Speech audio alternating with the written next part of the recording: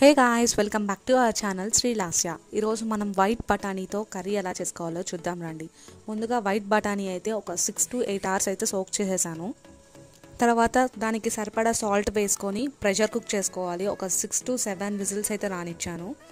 ఇప్పుడైతే కర్రీలోకి మనం మసాలా పేస్ట్ ఎలా చేసుకోవాలో చూద్దాం. ఫస్ట్ అయితే జీడిపప్పు అలాగే ఎండు కొబ్బరి దోరగా వేయించుకోవాలి.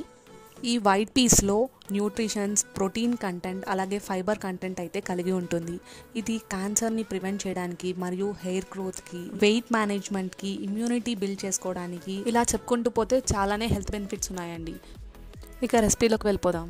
ఇక్కడ ఎండు కొబ్బరి, జీడిపప్పు బాగా వేగిన తర్వాత మిక్సీ జార్లోకి షిఫ్ట్ చేసుకొని బాగా ఫైన్ పేస్ట్ లాగా అయితే పేస్ట్ చేసేసుకోవాలి.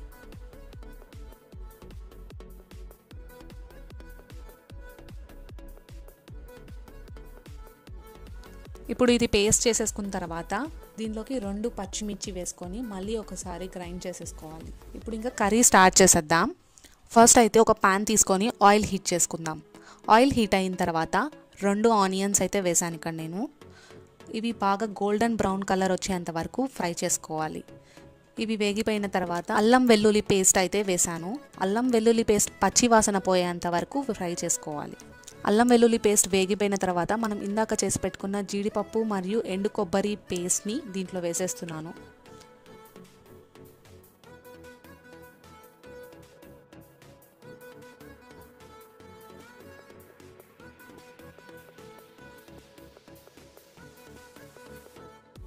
ఇది వేసుకున్నాక ఇంకొంచెం సేపు ఇది రా స్మెల్ పోయేంత వరకు ఫ్రై చేసుకోవాలి.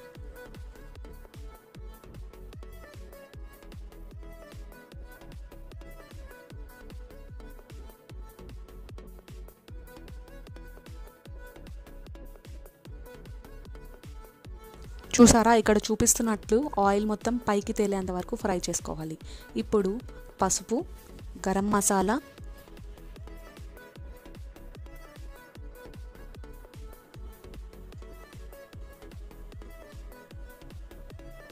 జీలకర్ర పొడి,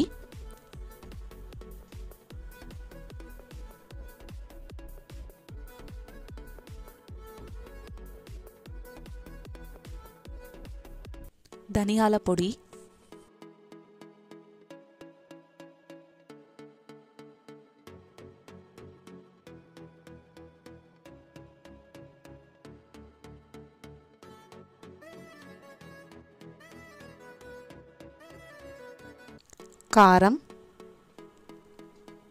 కారం కొంచెం చూసి వేసుకోండి, ఎందుకంటే మనం ఇందాక వేసుకున్న క్యాష్యూనట్ పేస్ట్లో ఆల్రెడీ పచ్చిమిరపకాయలు వేసాము. ఇవన్నీ వేసుకొని ఒకసారి బాగా కలిపెట్టుకోవాలి. ఉప్పు నేను మళ్ళీ దీంట్లో ఏం వేయట్లేదు, ఎందుకంటే ఆల్రెడీ ఉడకపెట్టుకున్న పీస్లో వేసాను కాబట్టి. ఒకవేళ మీకు తక్కువ అనిపిస్తే వేసుకోవచ్చు.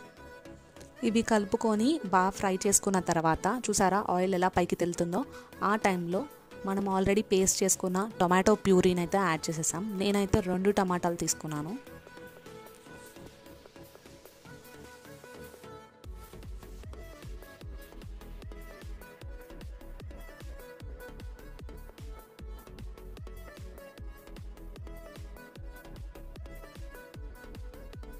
ప్యూరీ మొత్తం బాగా మిక్స్ అయ్యేలాగా కలుపుకోవాలి.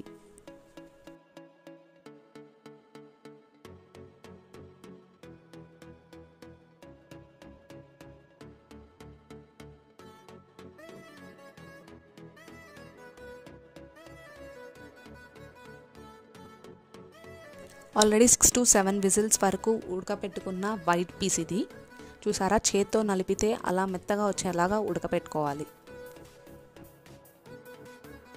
ఇప్పుడు ఆ ఉడకపెట్టుకున్న వైట్ పీస్, అదే వైట్ బఠానీ మొత్తం మన గ్రేవీలోకి వేసేయాలి. ఉడకపెట్టుకున్న నీళ్ళతో సహా అయితే వేసేసాను.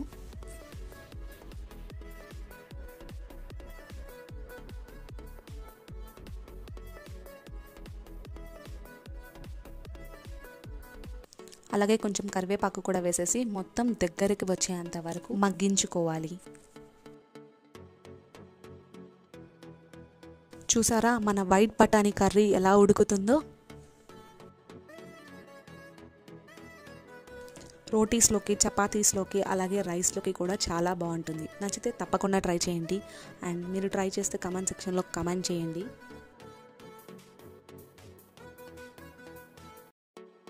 మనకు కావాల్సిన కన్సిస్టెన్సీ అయితే వచ్చేసింది. లాస్ట్లో కొత్తిమీర గార్లిష్ చేసేసి దించేసుకోవడమే.